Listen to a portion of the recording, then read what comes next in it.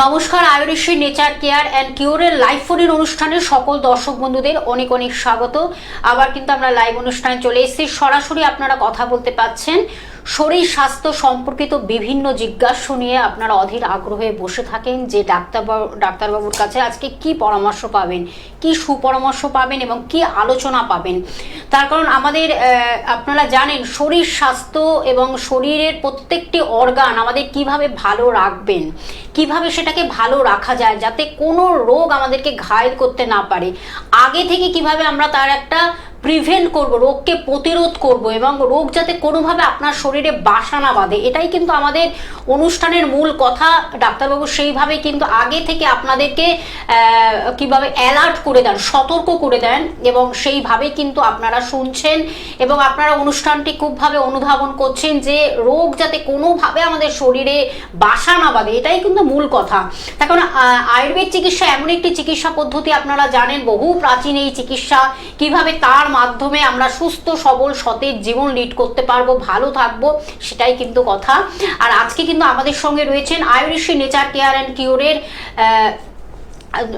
ডাক্তারবাবু, অবশ্যই আমাদের সঙ্গে রয়েছেন সেই বিখ্যাত ডাক্তারবাবুর CMD chief medical director doctor Pramod Sharma রয়েছেন। ডক্টরকে যখন আমরা সঙ্গে পাই আমাদের কিন্তু অনেক কিছু আলোচনার মাধ্যমে আমরা কিভাবে একটা পার্মানেন্ট সলিউশন পাই, সেটাই কিন্তু মূল কথা। আজকেও তিনি আমাদের সঙ্গে রয়েছেন। আমাদের একটা বিষয় তো রাখবোই, আলোচনা রাখবো, যেটা হলো PCOD। এটা মহিলা সংক্রান্ত যে রোগ, সেই রোগ সম্পর্কে আজকে আমরা জেনে নেব। ডাক্তারবাবুর কাছে সরাসরি চলে যাব।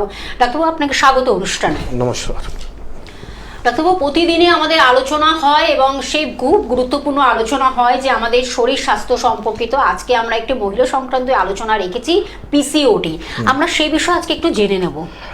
দেখুন, PCOD যদি আমি ফুল ফর্ম বলি, মানে PCOD অ্যাকচুয়ালি ধরুন মেডিকেল টার্মসে বলে দিলে কি হবে না, অনেক ভিউয়ার্স আছে অনেক এটা জানি না যে অ্যাকচুয়ালি কি PCOD মানে কি হয়েছে, কেন হয়েছে। অনেক জনে এরকম প্রবলেম রয়েছে।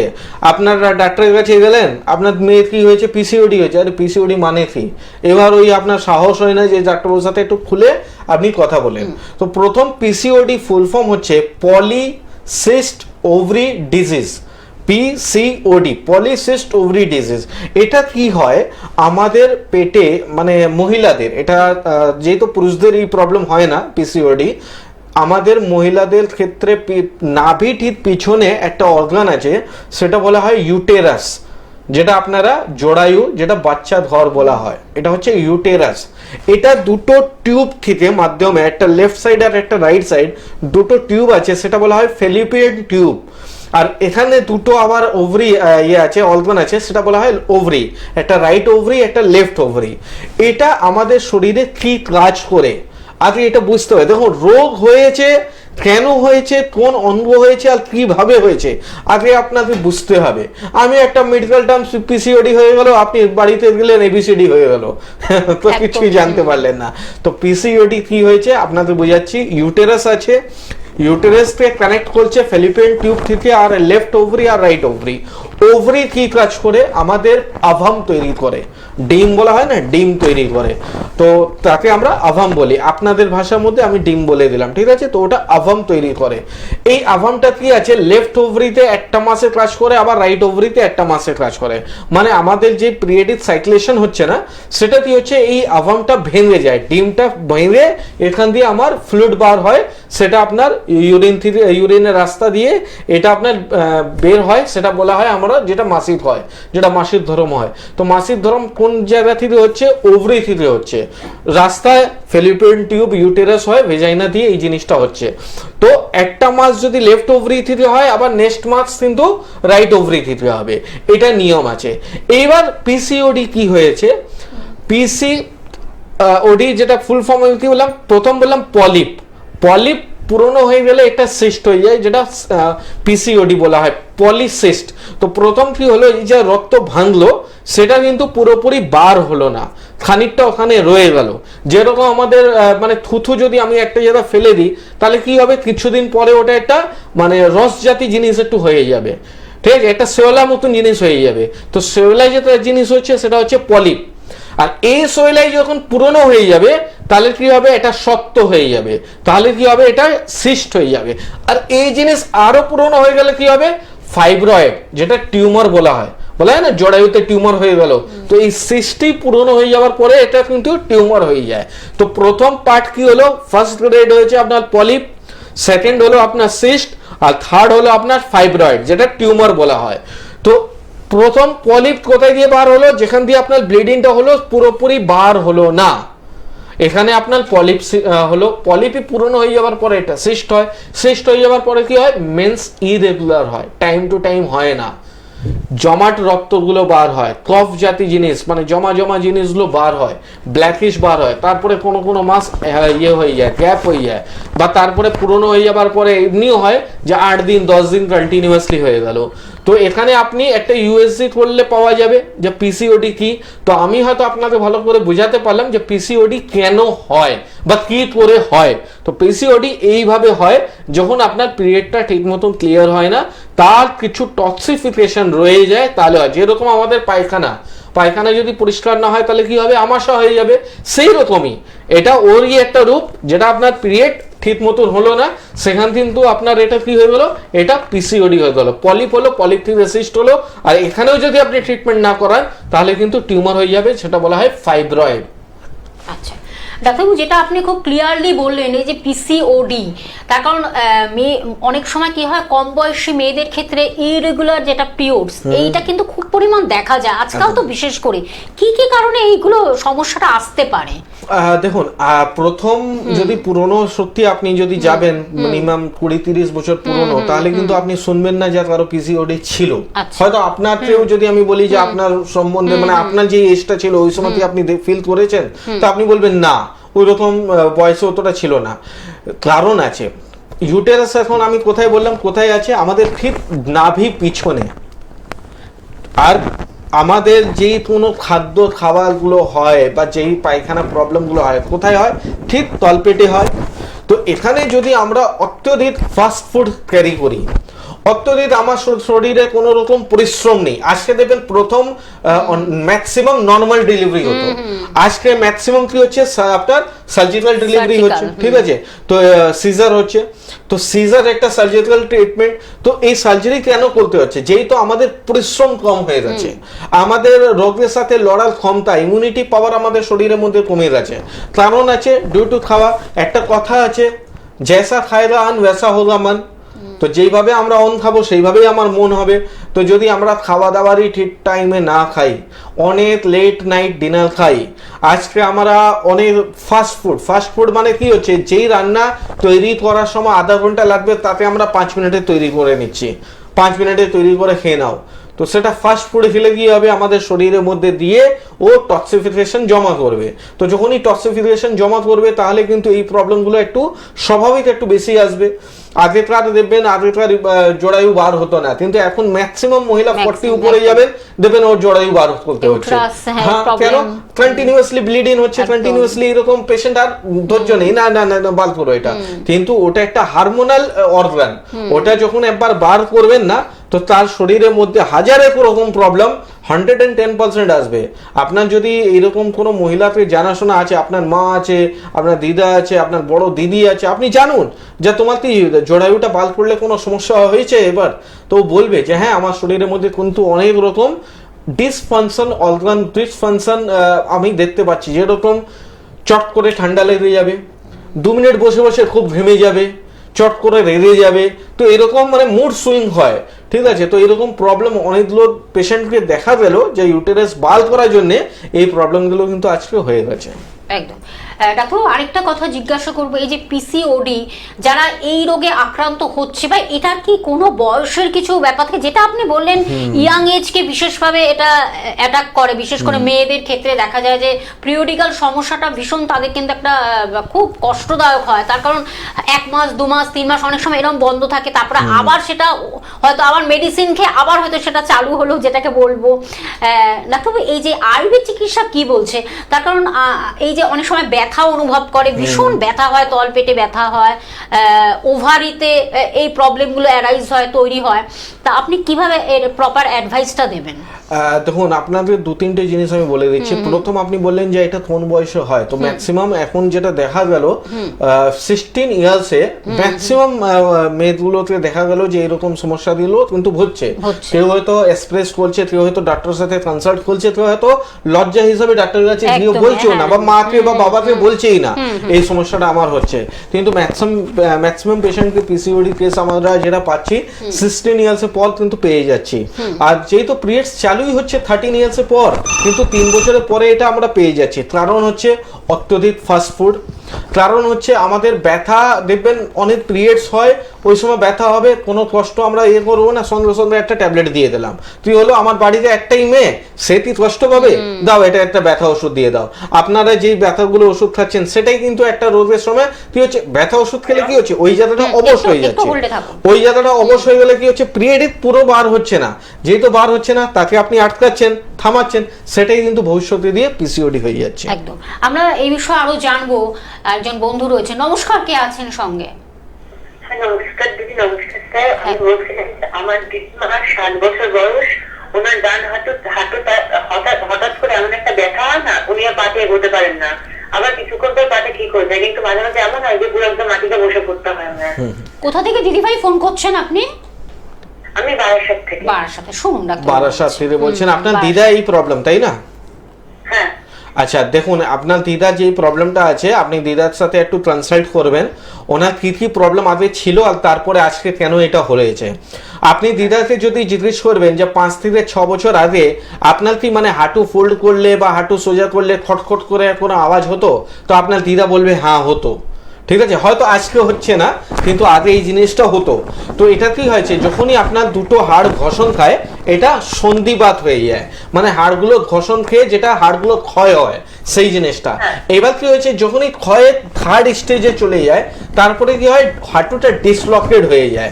কেন কি দেখো, নিচনে একটা হাড় আছে, উপরে একটা হাড় আছে, মাঝখানে কার্টিলেজ আছে, এটা ক্ষয় হয়ে গেছে, এবার এটা ডিসলক হয়ে যাচ্ছে। ডিসলক হয়ে গেলে কি হচ্ছে, দিদা একবারে বসে যাচ্ছে, তারপরে খানিক দেরি একটু মেসেজ করো, একটু পা সোজা ভাঁজ করলো, এইসব করতে করতে আবার একটু ঠিক হলো, আবার দিদা উঠে গেল। তো এটা হচ্ছে থার্ড স্টেজ অফ অস্টিওআর্থ্রাইটিস। হ্যাঁ, এইবার আমার কথা ক্রস করার জন্য আপনি কি করবেন, একটা হাঁটু এক্সরে করবেন। আপনার দিদা আশেপাশে দেখবেন যেটা ল্যাব আছে, কিচ্ছু না, আপনার 700-800 টাকা মতো লাগবে। আপনি একটা ল্যাবে দিয়ে বলবেন আমার দিদার দুটো হাঁটু এক্সরে করে দাও।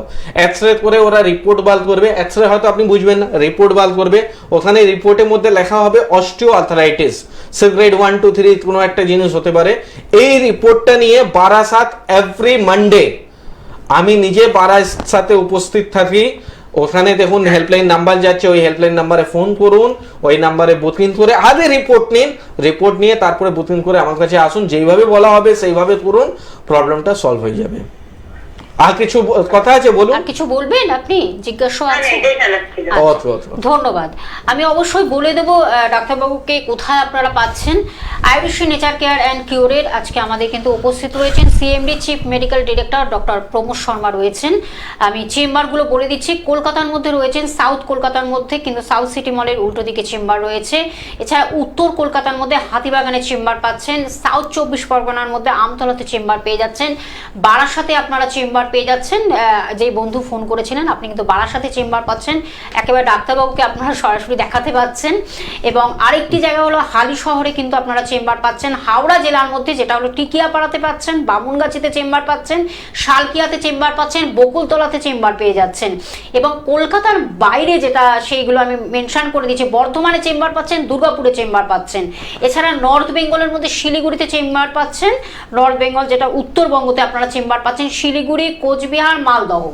মেদিনীপুরে কোথায় পাচ্ছেন, হেরিয়াতে পাচ্ছেন, মেচেদাতে পাচ্ছেন। ত্রিপুরার আগরতলাতে চেম্বার পেয়ে যাচ্ছে এবং আসামের গুয়াহাটিতে বন্ধুরা চেম্বার পাচ্ছেন। হেল্পলাইন নাম্বারটা দেখুন টিভি স্ক্রিনে রয়েছে, নাম্বার দুটি রয়েছে জল জল করে আপনারা দেখতে পাচ্ছেন, সংখ্যায় লেখা 9903595252 একটি নাম্বার এবং আরেকটি নাম্বার 9903795252। আরেকটি যে নাম্বার হোয়াটসঅ্যাপ নাম্বারটাও রয়েছে 9831368397। আর এই যে নাম্বারগুলোর মাধ্যমে মাধ্যমে আপনারা কন্ট্যাক্ট করতে পারছেন এবং বুকিং করে অর্থাৎ অ্যাপয়েন্টমেন্ট করে আসতে পারছেন, ডিটেলসটা জানতে পারছেন কোন চেম্বারে ডাক্তারবাবুরা রয়েছেন সব কিছু জানার জন্য এই নাম্বারটি ভীষণভাবে আপনাদের হেল্প করবে। আর যদি কোথাও ট্রিটমেন্ট করে থাকেন তাহলে তার প্রেসক্রিপশন রিপোর্টসগুলো ক্যারি করবেন, সঙ্গে নিয়ে আসবেন। তারপরে তো ডাক্তারবাবু বলবেন যে কোন আরও কি রিপোর্ট করতে হবে, সেগুলো সব ডিটেলসগুলো আপনারা পেয়ে যাচ্ছেন। আরেকজন বন্ধু রয়েছেন, নমস্কার, কে আছেন সঙ্গে? নমস্কার, আমি আমার মেয়ের সম্বন্ধে জানতে চাই। মেয়ের সমস্যা, মেয়ের কি হয়েছে দিদি ভাই? আচ্ছা, বলছি কি ইউটেরাস যদি একটা বালতি থাকে আর তাহলে কি সন্তান ধারণের সমস্যা হয় প্রেগন্যান্সিতে? আচ্ছা, মেয়ে বয়স কত আছে এটা বলুন। হ্যাঁ, ঠিক। দেখুন, ইউটেরাস একটাই কোথা থাকে। থেকে ফোন করছেন দিদি ভাই? আমি রানীকুটিতে। রানীকুটি। আচ্ছা, আচ্ছা, শুনুন, আপনার বলে দিলাম ইউটেরাস একটাই থাকে, ওভারি দুটো থাকে। হ্যাঁ, তো আপনি যে বললেন একটা ইউটেরাস একটাই থাকে। আর ইউটেরাস বাল্কি কি করে হলো, এই যে বললাম না, প্রথম কি হলো, যখনই দেখুন বাল্কি মানে ভারী, ঠিক আছে, কোনো জিনিসই বাল্কি হয়ে গেছে মানে বড় হয়ে গেছে মানে ভারী হয়ে গেছে। এই ভারী কেন হলো, ওনার পিরিয়ডটা ঠিক মতন হয় না।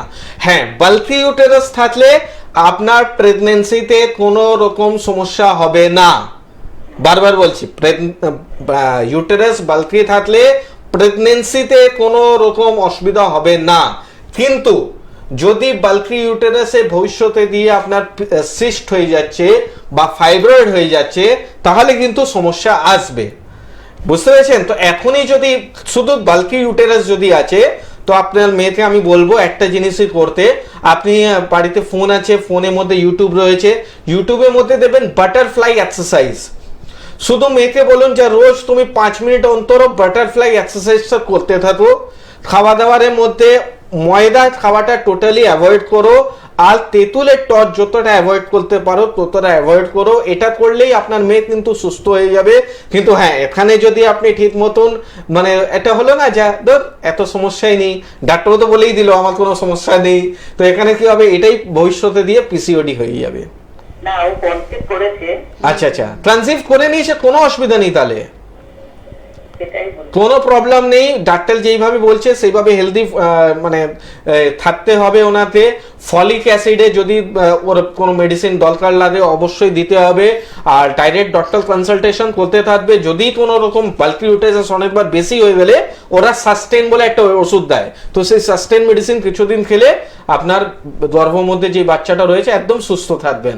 আর আপনাকে একবার কংগ্রাচুলেশন দিতে চাই, যেটা আপনিও একটা দিদা হবে, ঠিক আছে? ধন্যবাদ।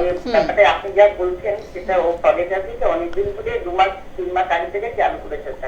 আচ্ছা আচ্ছা, বাস সুস্থ থাকবে। আপনি এবার মিষ্টি উষ্টি নিয়ে যদি চেম্বারে আসতে চান একদম আসতে পারেন। হ্যাঁ, খুব ভালো লাগলো। কোনো অসুবিধা নেই, কোনো অসুবিধা নেই। যত আমি একটু আগেই আমি বলছিলাম যে আগেকার মহিলার নর্মাল ডেলিভারি হতো, কেন জানেন? আগেকার মহিলা না পরিশ্রম ছিল। এখনকার কি হয়ে গেছে জানেন, মানে বাচ্চা পেটে এলো 9 মাস টোটালি বেড রেস্ট, একদম দরকার নেই। যত হ্যাঁ একটু সেফলি করতে হবে, এটা না যে একদমই আনসেফ করবেন, সেফলি করবেন। কিন্তু যদি উনি যতটাই মানে কার্যকর্ম মধ্যে থাকবে না ততটা চান্সেসও থাকবে যে ওনার নর্মাল ডেলিভারি যেন হয়। একদম, ধন্যবাদ, খুব ভালো লাগলো। আচ্ছা আচ্ছা, ঠিক আছে, ঠিক আছে, ধন্যবাদ। আরো যদি কনসাল্ট করতে হয় অবশ্যই দিদি ভাই, যদি কনসাল্ট করতে হয় এই বিষয়ে ডাক্তারবাবুর পরামর্শ যদি আরো সুন্দরভাবে নেন, কারণ কনসিভ করেছে এটা খুব ভালো লাগলো শুনে, ভালো হয়েছে। তখন ডাক্তারবাবু সেইভাবে কিন্তু আপনাদের একটা প্রপার অ্যাডভাইস দিলেন। ডাক্তারবাবু, এই যে উনি যে ফোনটা করেছিলেন ইউট্রাসের এই যে সমস্যা হলে বা ইয়ে হলে বাল্কি হয়েছে হয়তো, সেই জন্য উনি আগে থেকে একটু আপনার কাছে জিজ্ঞাসা করলেন, একটা ডাক্তারবাবুর পরামর্শটা খুব ইম্পর্টেন্ট। আরেকটা আমি কথা বলবো, এই যে যারা পিসিওডিতে ভুগছে আফটার ম্যারেজ বা ইস্যু আসলে, যেটা হলো প্রেগন্যান্সি, কোনোভাবে কি অসুবিধা হতে পারে? একদম হবে। দেখুন, আমি একটা কথা আছে, আজকে আমরা যখন চেম্বারে বসি না, তো চেম্বারে না অনেক রকম ক্লায়েন্ট আসে, আর সব রকমকে না আমরা ফেস করি। কিছু কিছু জায়গা না আমাদেরও খুব দুঃখ হয়। আজকে আপনার যদি আমি দেখি অনেক ডিভোর্স যেটা হচ্ছে, ডিভোর্স হওয়ার একটা কারণ হচ্ছে এটা যা কনসিভ হচ্ছে না, বেবি কনসিভ হচ্ছে না, তো তোমার সাথে বিয়ে করে আমার ছেলে লাইফ নষ্ট হয়ে গেল, এই হয়ে গেল, সেই হয়ে গেল। তো আমি বলবো না, আজকে আপনারা বিয়ে করার সময় আপনি মেয়েকে গাড়ি দিচ্ছেন, অনেক কিছু ফার্নিচার দিচ্ছেন, এই দিচ্ছেন সেই দিচ্ছেন, যে আপনার মেয়ে যেন ওখানে ভালো থাকে। কিন্তু আপনাকে আমি ভালো অ্যাডভাইস দিতে চাইছি, আপনি কিছু দেবেন বা না দেবেন, আপনি মেয়ে বিয়ে ঠিক করেছেন, আগে একটা কনসালটেশন করে ওর টোটালি হেলথ চেক আপ করিয়ে নিন, ফুল বডি চেক আপ করিয়ে নিন। আরে আজকে যদি ও সুস্থ থাকবে না, ও নিজের পায়ে দাঁড়িয়ে আপনাকে গাড়ি বাংলা সব নিয়ে নেবে। আপনি গাড়ি বাংলা দিয়ে দেওয়ার পর যদি ওর লাইফ ভালো নেই, ওর সংসারিক জীবনে আপনার প্রবলেম হচ্ছে, এই জিনিসটা করবেন না। আজকে মানে প্রথম কি হলো না, মানে দুজনের কুণ্ডলি দেখা হতো, যে দুজন কুণ্ডলি যেন ভালো আছে। তো আমি আজকে বলি, যদি আপনারা ছেলে হো বা মেয়ে হো, দুজনকে হেলথ চেক আপ করা দরকার আছে, যে দুজন ওই জায়গাটা ঠিক আছে কিনা। কেন একটা সংসার চালাতে আপনার এই জিনিসটা খুবই দরকার আছে, ঠিক আছে? তো পরে দুঃখ করে আমার লাইফে এটা হয়ে গেল, সেটা হয়ে গেল, এটা কি করে, আরে আগেই ওটা একটা কি আছে, আমরা precaution is better then cure বারবার বলি। তো প্রিকশন হিসাবে আমরা রিপোর্ট করতে পারি না। আর যদি প্রবলেম আছে, কেন কি হলো, দেখো পিসিওডি হলে বাচ্চা কনসিভ হবে, বাচ্চা আপনার সময় লাগবে। তো যে আপনার পিসিওডি হলে আমি কি বলবো, 6 মাস এখন বেবি ট্রাই করবে না, 6 মাসে আগে এই প্রবলেমটা সলভ হলে, তো অতটা লোকের ধৈর্য নেই। বা হয়তো তোমার আছে, তোমার শাশুড়ি বলছে কেন হচ্ছে না, এবার তুমি হয়তো বলতে পারছো না যে আমার পিসিওডি আছে, ও আবার বলবে আচ্ছা তোমার মা থেকে এই সমস্যাটা তুমি নিয়ে এসছো, অনেক রকম গল্প আছে। তো প্রথমেই এই প্রবলেমটা সলভ করে নাও না, সলভ করে যদি বিয়ে করা হয় তাহলে প্রবলেম হয় না। এই যা এখন আপনার চিন্তা আছে যে আমার মেয়ে কনসিভ হয়ে যাচ্ছে, তারপরেও বালকি আছে, তো এটা চিন্তা আছে না, ঠিক আছে? আর কিন্তু এই যে মহিলাটা ফোন করলো, আরো একটা কথা বলতে আমি ভুলে গেলাম, যেহেতু বাল্কি ইউটেরাস আছে, আর দেখবেন যখন বেবি হয়ে যাবে ইউটেরাস আবার নর্মাল হয়ে যাবে, যেহেতু মানে ওখান দিয়ে তো আরো অনেক ব্লিডিং বার হবে, তো সেই ব্লিডিং বার হলে বাল্কি, তো মেনই একদম চিন্তা করবেন না। কিন্তু হ্যাঁ, আমি বলবো সব মাকেই বলবো, আপনারা বিয়ে দিচ্ছেন, বিয়ের আগে আপনাদের এই জিনিসটা একটু দরকার আছে। ট্রিটমেন্ট বেশি লাগে না, হ্যারাসমেন্ট হয়ে যায় মানুষ। মানে মানুষ এখন কি আছে জানেন, এই সুইচ টিপলাম পাখা চালু হয়ে গেল, মানুষ আজকে এটা হয়ে গেছে, আগের মতো নেই। আগে টিউবলাইটটা সুইচ দিলে কি হতো, টিউবলাইট 2বার 3বার ব্লিঙ্ক হয়ে তারপরে টিউবলাইট আলো আসতো। এখন কি হচ্ছে, সব এলইডি লাইট, সুইচ দিলে এলইডি লাইট যেন জ্বলে যায়। তো এইরকমই মানুষ হয়ে গেল, মানে আজকে চাইছে কালকে যেন আমার বেবি কনসিভ হয়ে যায়, আর যদি প্রবলেম আছে তাহলে আর হবে না, আর যদি না হয় তাহলে কি পুরো ফ্যামিলি ইনভলভ হয়ে যায় ওখানে। তো যেন পুরো ফ্যামিলি ইনভলভ না হয় তার জন্য আগে থেকে প্রিকশন নিয়ে রিপোর্ট করো, ট্রিটমেন্ট তো বলছে না, রিপোর্ট করো, যেখানে যদি প্রবলেম আসে তাহলে রিপোর্ট করো, তাহলে ট্রিটমেন্ট করো।